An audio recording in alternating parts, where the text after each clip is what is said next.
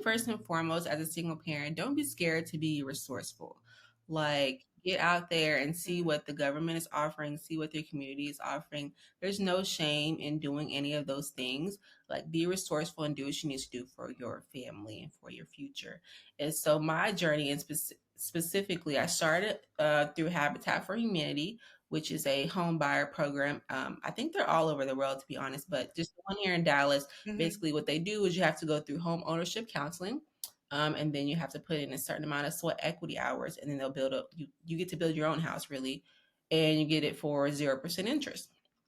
And so you can go through that option, or you can just go through the home ownership counseling and then go shop on open market if you don't want to get one of their houses.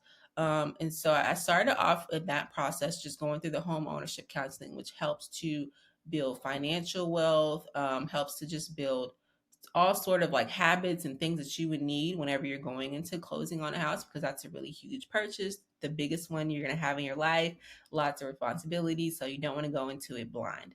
um, so I went through that program. I'm actually going to be buying a house on the market, so I'm not going to be going through with the whole 0% interest. However, I feel like the whole being resourceful and tapping into their resources has helped me to be where I need to be.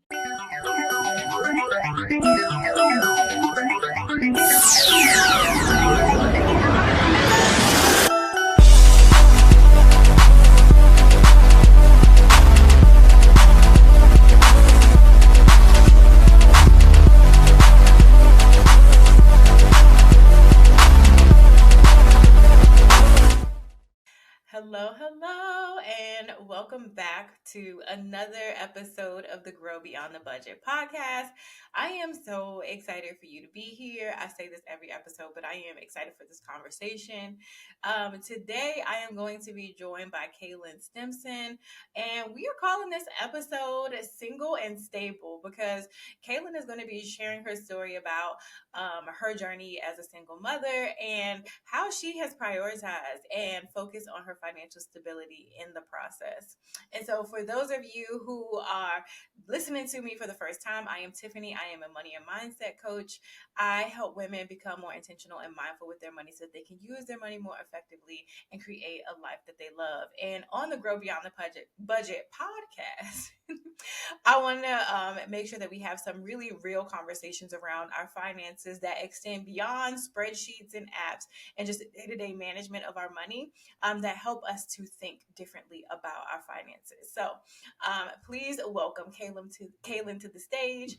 And I would love for you to introduce yourself in your own Yes, words. I am really glad to be here for one. And shout out to you for starting this podcast. Okay, I'm giving you your flowers right now because this is amazing and I'm just so happy to be here. So, my name is Kalen Stimson. I am from the Dallas, Texas area. I'm a single mother of one. In my 9 to 5, I'm a retail analyst as well as I'm a website designer. So, I wear lots of hats.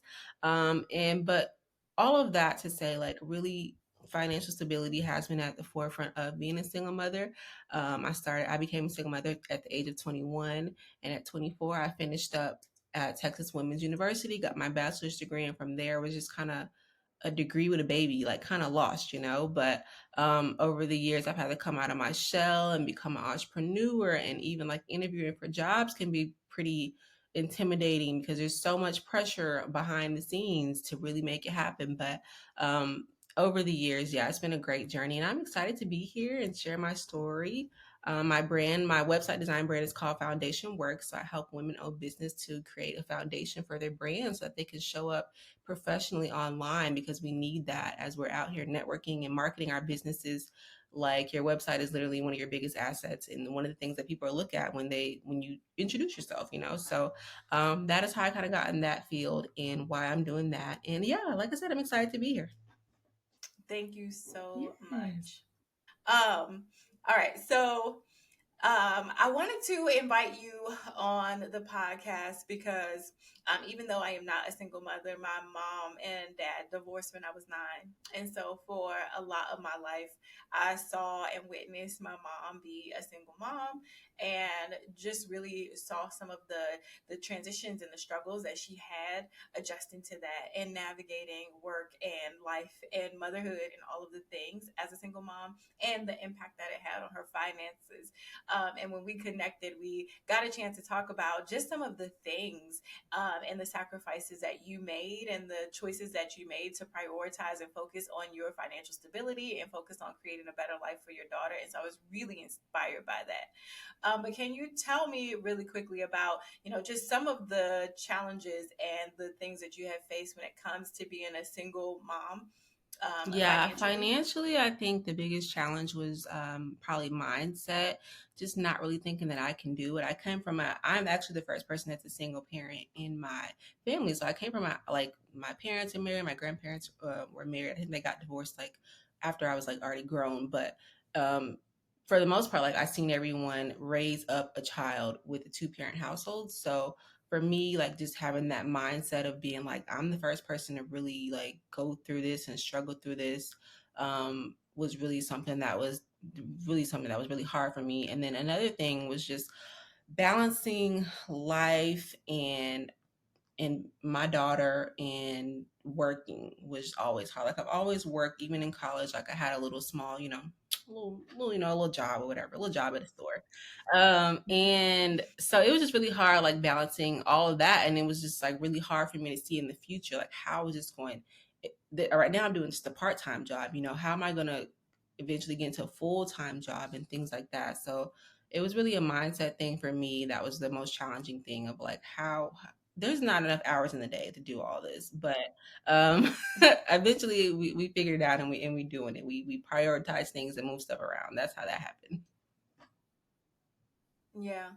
And so, with being the first in your family to be a single mom, did you have a lot of support from friends and family members to help you with your daughter? What did that look like? Your village. Everybody needs. We know that it takes a village to raise a child. And so, what did that support system Yeah, look my like for parents, you? I actually live with my parents right now while I'm getting a house built. So they're here supporting me with that. I have friends. I'm the only friend in the friend group with a kid, but I guess that all works out because all my friends got free time, and they're like, well, she's our only niece, so we can hang out with her and we can do stuff with her. And then we have support, like even like my great grandparents. Yeah, well, her great parents, excuse me, my grandparents, her great grandparents, and then she has some support on her dad's side as well, like aunts, and things like that. So I have a really supportive village, which is amazing, and I'm very blessed to have that. Yeah. And you just like, I like how you just like snuck this in here. I'm staying with my parents as I'm building this house. So Thank congratulations you. on that, right?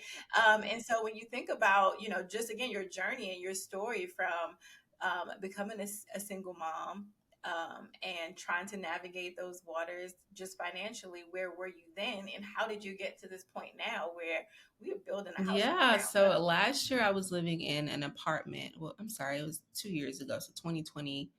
Well, it's about to be 2024. Oh my gosh, so it's 2022. Say 2 years. Yeah. And so we were living in a one-bedroom apartment. And I just thought, like this, I want my daughter to have her own room, have her own space. Like I had those things growing up, of course. And so I just wanted better for her. And I thought, apartment living is great, but it's temporary when you're trying to build a family. And so it's getting to that point where she's starting to get older and she's gonna need her own bathroom because girls with bathrooms, they be in there. So, and I need my own space too. So, that was just kind of like really like a revelation to me. Like it's time to like really get something that's stable for us, something that we can grow in. We were outgrowing the space, and so I decided that I need to figure it out. Like I moved into my parents' house originally. Like I just need to figure it out. I don't know if I'm gonna go and get another apartment, maybe a bigger one, or if I just need to go ahead and like get a house. And so, after speaking to God about it, house was the answer. And so now we're here. But yeah, I really just had to like make that.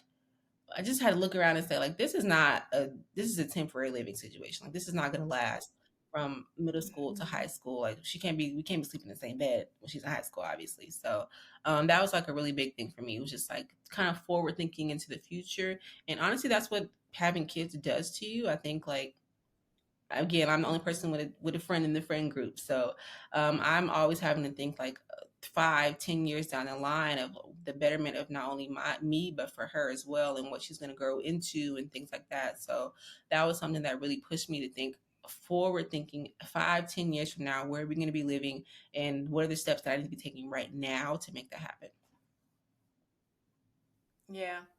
And I love that you shared that, because one of the first things that I do with clients is always like vision and goal setting and having you think, into the future about what it is that you want, because that's one of the first things that happened with me in my Hmm. financial transformation is I saw I had two kids and I saw what my life could look like if I kept on the path that we were on, and it did not Exactly. look good.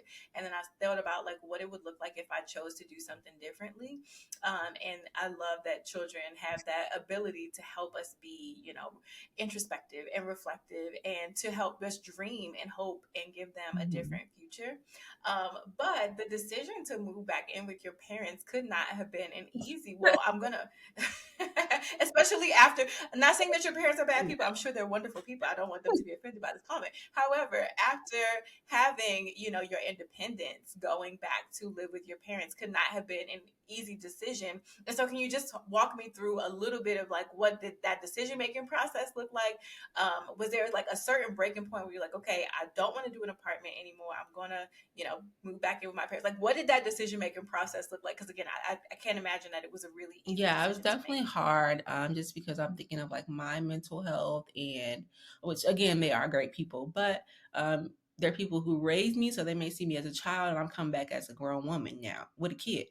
So it was Mm-hmm. like Mm-hmm. a mental thing as well, just having to be real with myself and be real with the fact that I needed to get this bag for my family so that we can be good financially in the long term. And so I had to have a conversation with God about it, as well as I had a conversation with my parents about it before I moved in, and I let them know, like, I'm a different person now. I'm a woman. Like, these are my boundaries as far as being a woman, as well as parenting. Like, my parents do help me parent a lot, but I do let them know that, like, I am the main parent. Like, things have to kind of run through me and go Mm-hmm. through me. And I would appreciate if I can, just get that level of respect even while living under y'all's roof. And, they were very acceptant of it and very supportive of it. So I'm really happy to have them. But it's definitely like something that you have to have a conversation with myself. I had to be realistic about, like, what are my triggers living here? Like, what are some of Mm-hmm. what is I always have to keep my goal in the back of my head, like, because coexisting with another adult is hard in general, whether it's your husband or your roommate or your parents. Like, there's going to be new difficulties with that. So just knowing that Mm-hmm. ahead of time will help to move you in that position, if that's somewhere. I know people aren't, you didn't ask this question specifically that you're not moving there, but um yeah, it helped me to get where I needed to be, and just get my mental prepared to go back in that stage. Yeah. And because, one of the things that is really important whenever you're on some sort of, especially like a larger financial goal, whether that's purchasing a home or building wealth, like or getting out of debt, you have to do, in certain situations, you have to be prepared to do whatever it takes to make that Hmm. thing a reality.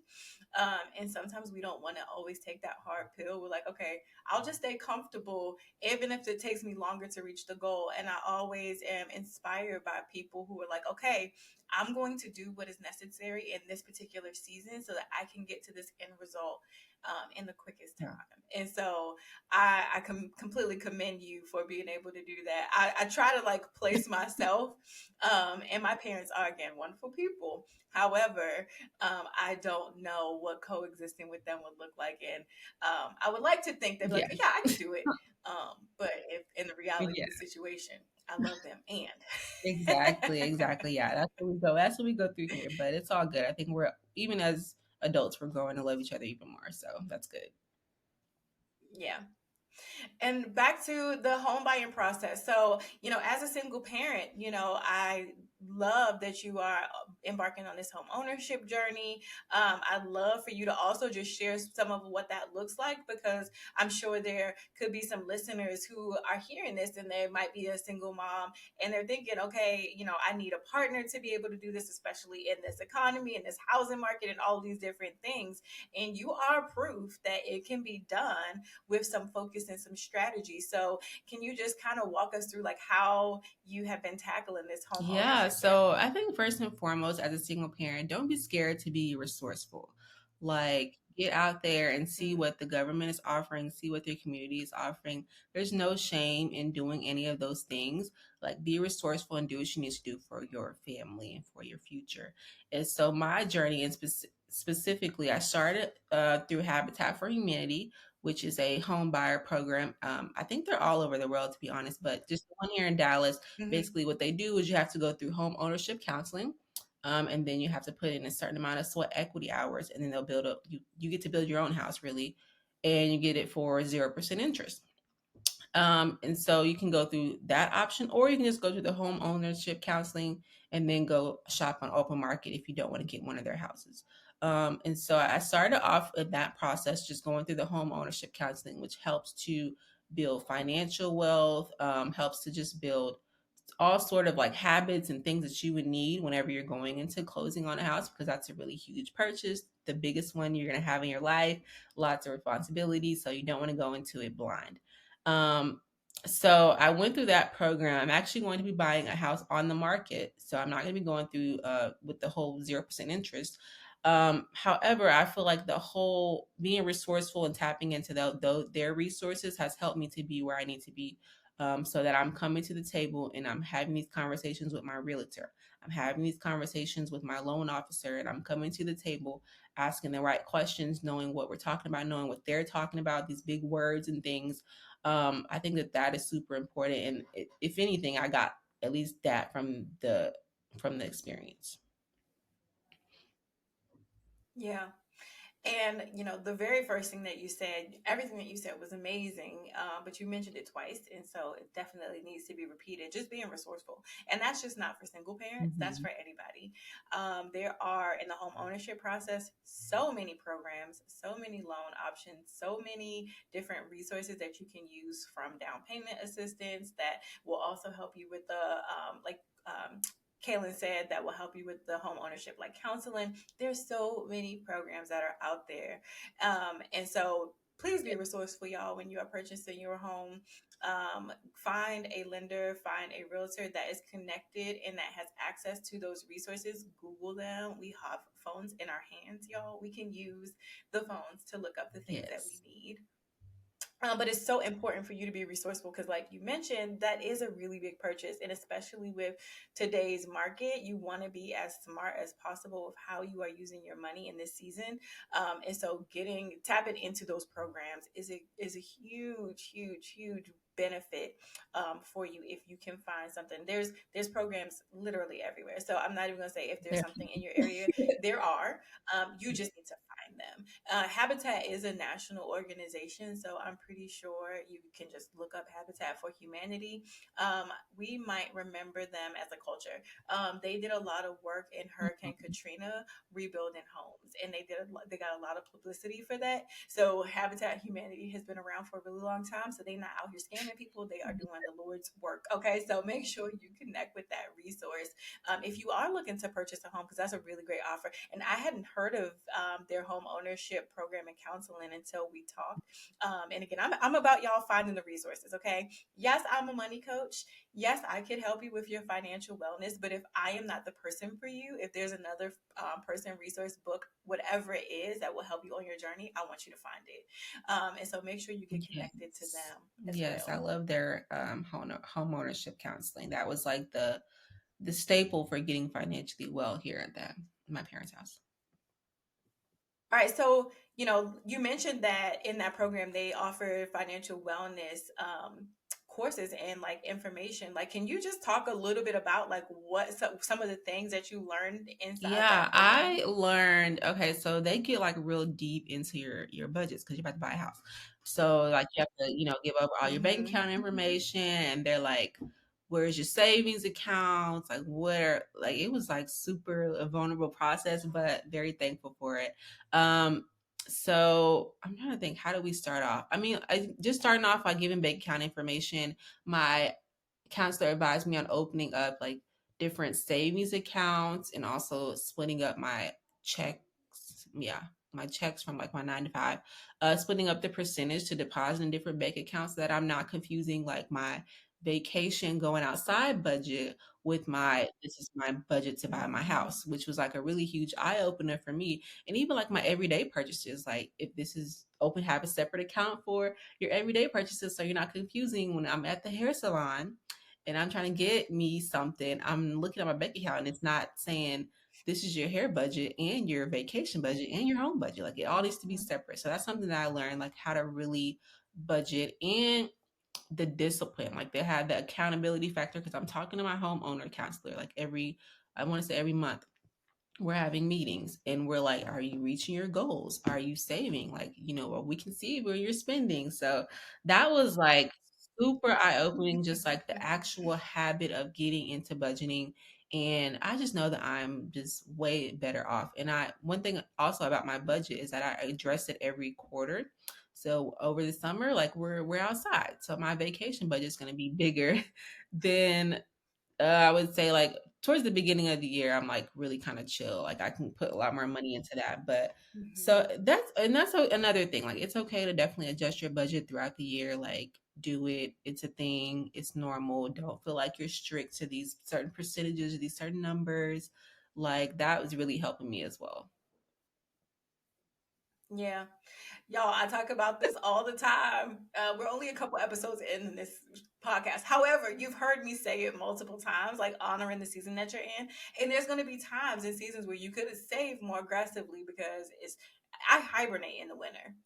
Yeah. I'm not outside. I'm very much in the house. I don't do much. And so that could be a season where you are, saving or paying off debt or whatever it is that you need to do on your goal list. And then, like you mentioned, like summertime, we're outside, we're picking up. Like you just need to like look at your numbers and see and be realistic about where you are in your life and your journey so that you can make those numbers make sense for your life. Because one thing that I always talk about is like, I don't want you to feel sacrificed or deprived in your finances. I want you to find the harmony and the balance between going after the things that you want, but also enjoying your life along the way, because you deserve that. And so I love that they helped you to see that, okay, this is my hair money. We're not saying that you can never get your hair done. We're not saying that you can't do this, you can't do that. Your budget is really just helping you bring clarity around when those things can happen, how often those things can happen, how much you are putting towards those things. And another thing that they mentioned, which I don't know if I've gotten really deep into in the podcast yet, but just the separation of your finances, the easier, like the cleaner you can make it by opening up different savings accounts, checking accounts, Mhm. automating these things takes the mental load off of it so that you can just get these things done on autopilot. So I love that they helped you with that. Now, what were some of the like maybe mindset shifts that you had to make in this process? You mentioned at the beginning that this was a very vulnerable process because they came out the gates like, give me your bank statements. And so were there any were there any mindset, like really big mindset shifts that you had to make in this process also? I would say not really, because I listen. I was like, listen, I ain't got much here. Which whatever you need, let's we can make it happen. So that the only biggest mindset was just like being disciplined with the budget, and also just being honest with Mm-hmm. myself about like again switching from the season. We're outside now. It's okay. Like not feeling guilty to increase my vacation savings Mm-hmm. percentage deposit and decreasing, my percentage for my home deposit. So I had like different accounts, one for saving for the house, one for vacation. And so just being like, okay, at the end of the day, we're still gonna get the house. We're still gonna get the house. We're still gonna save up the deposit. It's okay to switch percentages throughout the year. So I think that was kind of, I think the first time I had to do it, it was kind of like, is this right? Like, is this the whole purpose of the program? Am I supposed to be getting a house? But just giving myself the grace of like, at the end of the day, we're still gonna get the house. Like it is what it is. We're gonna reach the goals. So Mm-hmm. that was kind of the only probably mindset thing was just like making sure that I'm okay with transitioning throughout the year. Yeah. And you just mentioned the G word, which is guilt. There's a lot of times where people feel guilty around, spending money, right? Especially if you're in a season that you have a goal or a focus. If you're spending money on anything that's outside Mhm. of that goal, or again, adjusting those percentages or doing whatever you need to do, like there's a lot of guilt that can be associated with that. And so I love that you were able to make that shift. Like, no, this is okay. Like I am still working towards my goal, even in this season where I'm adjusting my spending for fun Mhm. stuff. And that's again, like once you have a budget in place, it is easier for you to see, okay, we're still on track to hit this goal while we're enjoying our money. And so I love that you were able to make that shift and that connection, but you are not alone. Like you was like, oh, not really a mindset shift. That's a huge mindset shift for a lot of people, is to release that guilt around spending and enjoying your money, especially again if you're like working towards a big goal like purchasing a home or paying off debt or Mhm. something like that. So give yourself some credit, because that is a huge accomplishment. Um, and so I want to shift gears a little bit and just talk about, like, again, I know that you are working, you also have a business. So can we talk a little bit about more about your business and how we are securing this bag? Because I am also a coach that loves to talk about not just managing your money, but in a sense, there's a lot of coaches who will just tell you, cut this out, cut that out, cut this out, and you can't spend here or there.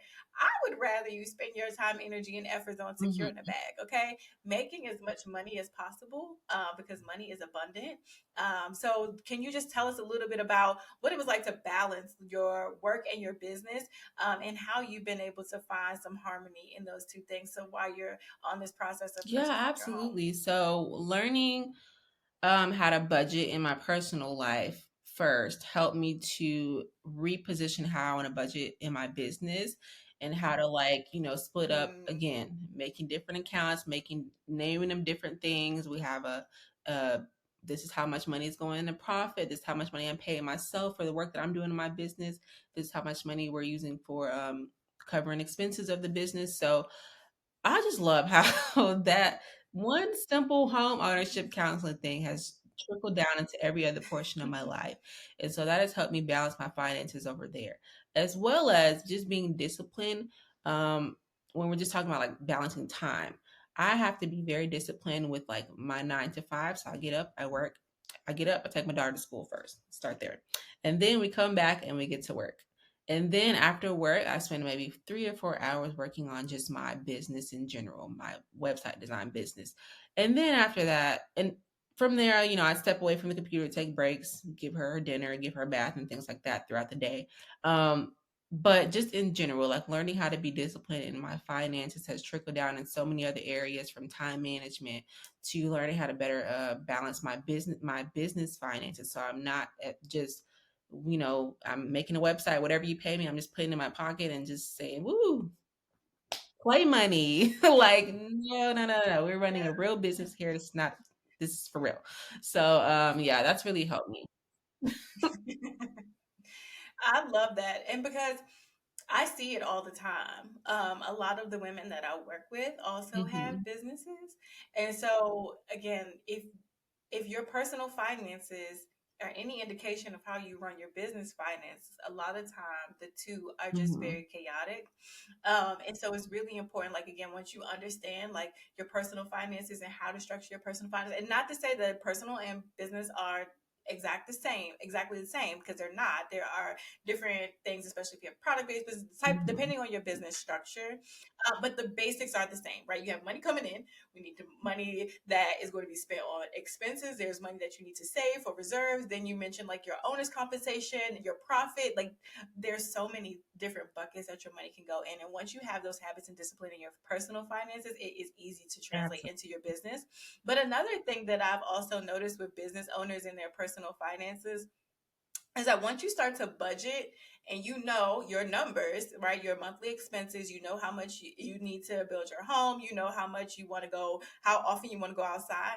Then when I'm pricing my business, I have a better understanding of how much I need to make in my business, because these are my Hmm. big girl bills, my big girl expenses, my big girl goals. And so my business needs to bring in that much money as well to support that life that I see for myself. So I always love when people are able to pull just things that they learn from their personal about finances and Absolutely. apply it to different parts of your life. And that's another reason why this podcast is called Grow Beyond the Budget, because again, y'all, once you understand this concept of money management, again, like you mentioned, it's able to trickle down into so many different areas Mhm. of your life. You mentioned like being disciplined with your time. For me, it helped me with my overall stress and anxiety because I don't have to Yeah. stress about money. And so it really can trickle down into so many different areas of your life, y'all. Once we are able to get this together, it is really a Yeah. game changer. I do want to ask you about any advice that you have for a single mother who might be feeling like, her finances are not where she wants it to be. It's really hard for her to get ahead. What advice or information do you have for a single mom who is not as financially stable as she wants to be? What advice do you have for her? I have for her, listen, girl, look, I think that you have to get in your mind that your kids and your grandkids and your great grandkids, what are they going to have to say about you and your finances? Like, think like, are your great grandkids, are they going to have a place to stay if they need to? Like, what if they get into something? Like, is there going to be a house? Like, you kind of have to really be like goal oriented and forward thinking. Just forget what's happening right now. Forget what the bank account looks like right now. Forget what their job salary looks like right now.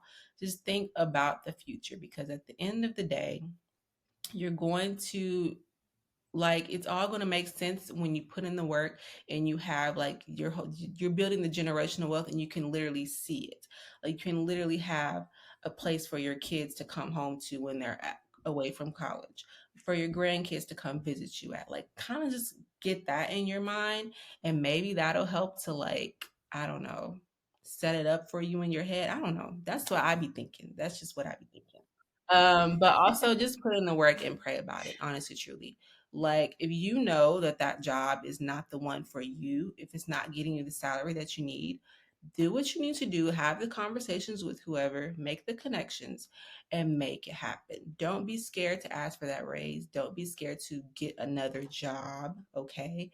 Just don't be scared. Like, that's all I can say is don't be scared, and also think about the future. Think about your kids, your grandkids, your great grandkids, and what are you leaving for them. That'll help you to, like, be like, listen, I ain't got time to, I don't have time to play. I don't have time to be out here playing and playing scared at that. So that's what I have.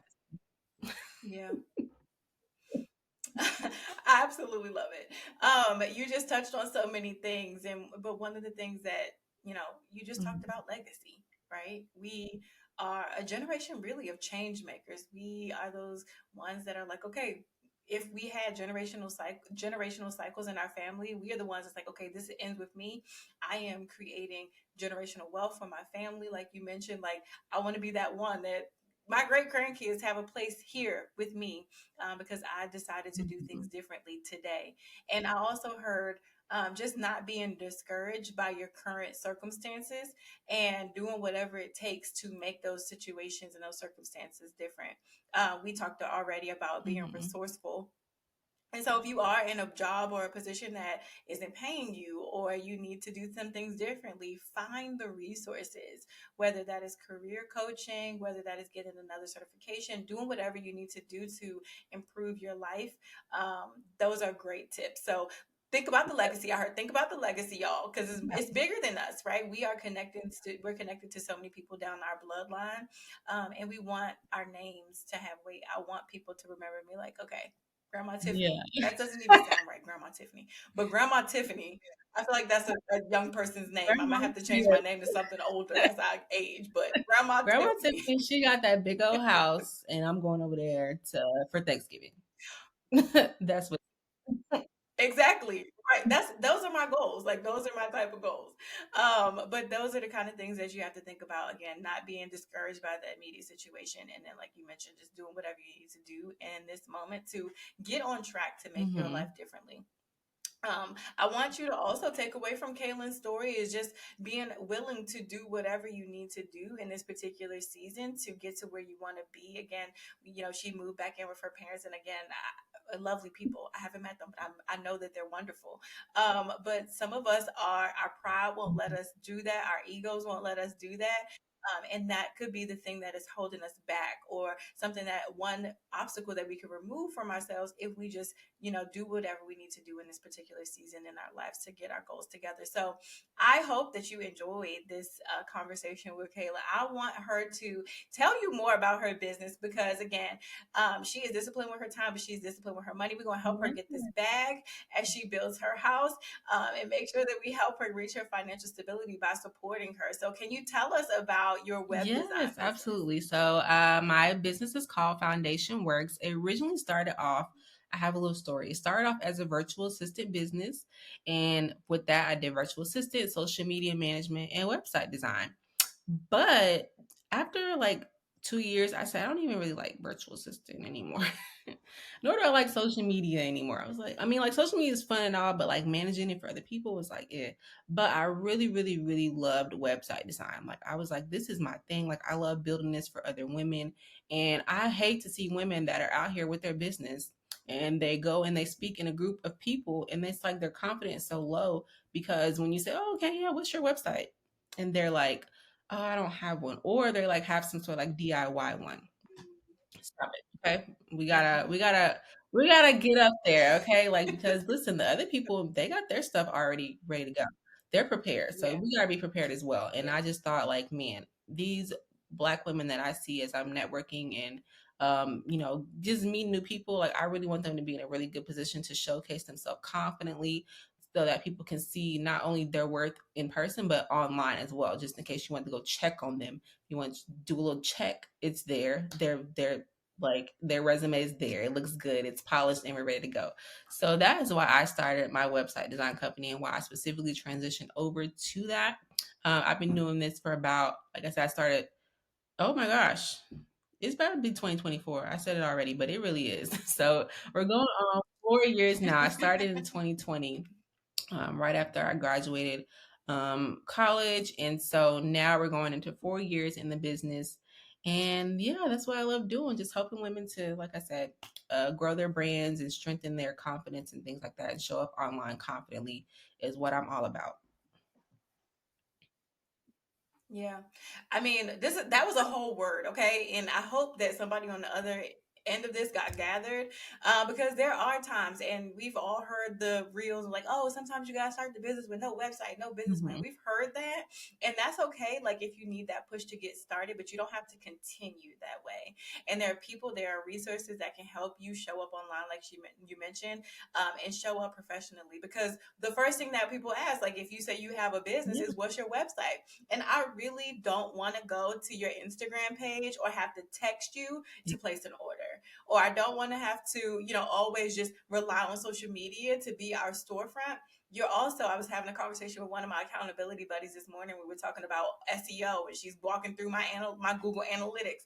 Um, that is a great way for people to be able to Mm-hmm. find you beyond just you shaking hands or dancing on reels. Is having a website. So it's really important, that you make sure that you Mm-hmm. invest in that. Okay, It it is is. an investment, but you will get a return, when you start making these connections, and again, you start to show up online because you have this digital storefront. Okay, so tell people, do you do full service websites? What do you do? Can you give them a quick little rundown of the services that you offer Yeah, for web sure. So I have design? three different packages. One is just a landing page, so a small sales page. A landing page is one page for people who don't know. It's just one simple page that's kind of a sales page to capture leads. And then I do the full website design for any new businesses, small businesses, women-owned businesses, large businesses, whatever it is. And then I also have the revamp for those that are looking to get a brand refresh to kind of capture where they're at in their business right now. That's the package as well. So three of them: landing page, new business owner, as well as the business owner that's looking to get a revamp.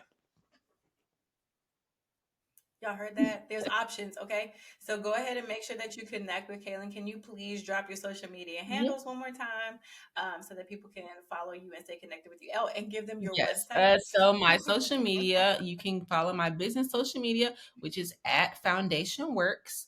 My website is www.foundationworks.net. And then my personal Instagram, if you want to connect with me, see my daughter and things like that, it's going to be Kalen Michelle with two E's at the end. Yes, and make sure you connect with her so y'all can see this journey unfold as she embarks on home ownership. And again, you just need to be connected to women like this. I met Kalen. This is just a quick little plug for anybody who needs to hear this. I met Kalen through an online community. We did a prayer and Mhm. fast challenge together. You Yes. did the prayer and fast challenge, we did the prayer and fast challenge together. And then in that community, she had a page or some sort of like opportunity to post something about your business. And I posted, I was like, I normally don't do this. And I was like, You okay, did. I'm getting ready to launch a podcast. I'm looking for some of the women in this community because, again, these are Christian entrepreneur women. Most of them are Black and they look like me. And so, women that I can just naturally connect with. I was like, okay, I'm shooting my shot. Anybody want to be on my podcast? We connected there. We got a chance to talk. We're connected on social media now. And then again, so it's just really important for you to put yourself in spaces with women who are like minded. You have no idea the type of connections that you can make when you allow that to happen. Because I am that you can't get rid of me now. But it is so inspiring to see you and hear your story. I know your business, so if I know somebody who's looking for something, I can now share what you do. And there's so much fulfillment that comes from just that community that we Absolutely. have. We get the support, we get the encouragement, all those different things that we need as human beings. So do not be afraid to put yourselves out there. Broaden your network and your community by going online, putting yourself out there. Shoot your shot when you have to, because you can get connected to amazing people like Kayla. So I wanted to thank you sincerely for joining me on this podcast. It has been a pleasure listening to your story and your journey. I am rooting for you and wish you so, so, so much success in the future. And again, you can't get rid of me. So I'm sure I'll have you back for an Yes, update at for the some point. record, I don't want to get rid of you. And also, I just want to thank you for having me here on this show. I want to give you your flowers. I think I gave it to you at the beginning, but I'm gonna give it to you again, girl. Like this is great. Tiffany is starting this podcast, and well, it's already started, of course. But I know we spoke briefly, and you said that you were like just taking a leap of faith, and so I'm here rooting for you, cheering for you. Anybody who's listening, like we are all here cheering for you because it takes a lot to step out of your comfort zone. Me commenting on your post was like me stepping out of my comfort zone after you already acknowledged that you stepped out of your comfort zone. So here are two people that stepped out of their comfort zone. Here we are now. And so I don't know who would need to hear that, but that's for you. Yes, yes, I love it. Thank you for sharing that. Until next time, you all keep Yay. growing.